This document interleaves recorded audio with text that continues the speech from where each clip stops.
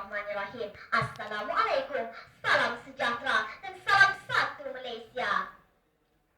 Sejambat kasih buat penerusi majlis.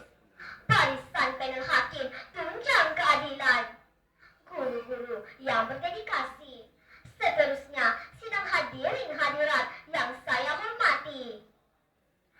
Seorang negarawan pernah berkata, negara ini dibangun atas sumpah keramat.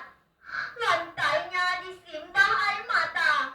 Dindingnya dibina atas tulang temulang. Atapnya disulam dengan peluh dan keringat. Muncullah kemerdekaan kita peroleh jua di hujung mata pena. Sebagai pewaris masa depan negara, hari ini saya akan mengutarakan waduk bicara yang bertajuk Co-Curriculum Membentuk Watak Cemerlang. Co-Curriculum merupakan aktiviti yang selalunya diadakan di luar waktu pembelajaran dan pengajaran. Aktiviti co-curriculum terdiri daripada beberapa kumpulan, yaitu kelab sukan, permainan, dan persatuan pakaian seragam. Antara matlamat aktiviti co-curriculum adalah membentuk disiplin, memupuk nilai dan sikap positif selaras dengan falsafah pendidikan negara.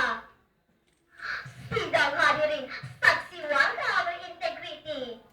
Berpaksikan cetusan ijazah yang pertama. Aktiviti co-curriculum sangat penting bagi menimbulkan rasa rendah hati dalam kalangan pelajar. Sifat rendah hati dapat meningkatkan budaya hormat menghormati dan ikhlas di dalam perhubungan sesama pelajar. Nilai rendah hati bukan bermakna mengaku kalah atau tunduk kepada orang lain, tetapi mengelakkan diri daripada sikap bangga diri dan suka menunjuk-nunjuk. Apabila setiap pelajar saling hormat menghormati, sudah pasti persepahaman dan perpaduan akan menjadi lebih erat lagi dalam kalangan pelajar yang berbilang bangsa. Sebagai contoh, melalui aktiviti co-curriculum, para pelajar dilatih agar menghormati pendapat orang lain. Perpaduan dalam kalangan pelajar dapat dibentuk jika pelajar saling memahami antara satu sama lain, kerana sesungguhnya bulat air kerana pembentuk, bulat masyarakat kerana muafakat. Sidang warga dewan pemangkin kegemilangan. Lontaran ijazah yang kedua, kepentingan co-curriculum dalam pembinaan konsep satu Malaysia adalah untuk melahirkan pelajar yang mempunyai nilai meritokrasi.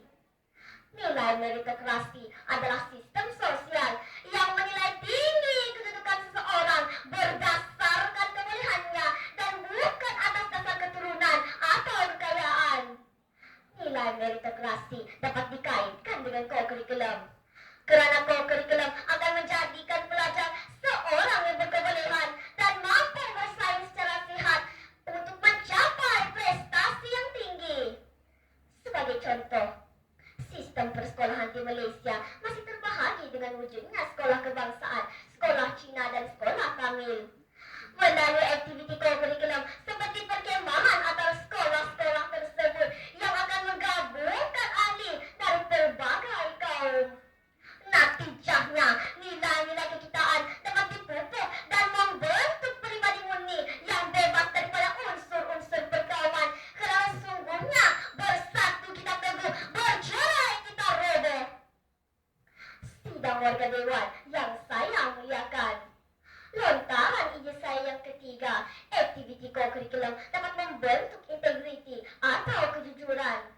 Melalui aktiviti co-curriculum, para pelajar yang berbilang kaum dan keturunan belajar untuk menerima teguran dan kritikan dengan hati yang terbuka. Sesungguhnya, pembinaan bangsa satu Malaysia akan dapat direalisasikan jika semua kaum bersifat jujur dan mengamalkan nilai-nilai budi bahasa ketika menjalani aktiviti co-curriculum. Mantan Perdana Menteri Malaysia, Tun Abdullah Ahmad Badawi pernah berkata, kecemerlangan, kegemilangan dan kedermilangan kita akan muncul jika sekiranya kita menjadi satu bangsa yang berpekerti mulia, berbudi bermakna. Pembangunan modal insan menjadi sangat penting kepada negara pada masa hadapan. Mereka mestilah berkualiti, bukan sahaja dari aspek pendidikan dan kebakaran, tetapi juga dari segi nilai moral yang tinggi, bertanggung jawab, serta mengutamakan nilai-nilai murni di dalam kehidupan. Amalan berbudi bahasa dapat dipupuk melalui aktiviti ko-kurikulum di sekolah kerana melentur bulu, biarlah dari rebungnya. Konklusinya, kita perlu bermuhasabah diri kerana dunia pada hari ini sudah penat menyaksikan perbalahan kaum di negara lain. Hal ini kerana nilai perpaduan tidak lagi diutamakan.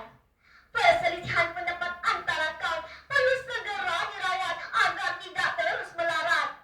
Sesungguhnya yang ringan sama dijinjing, yang berat sama dipikul, hati gajah sama dilapa, hati kuman sama dicercah, gunung sama didaki, lurah sama dituruni.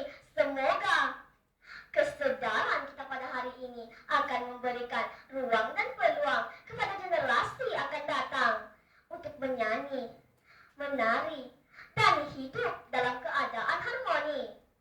Sebagai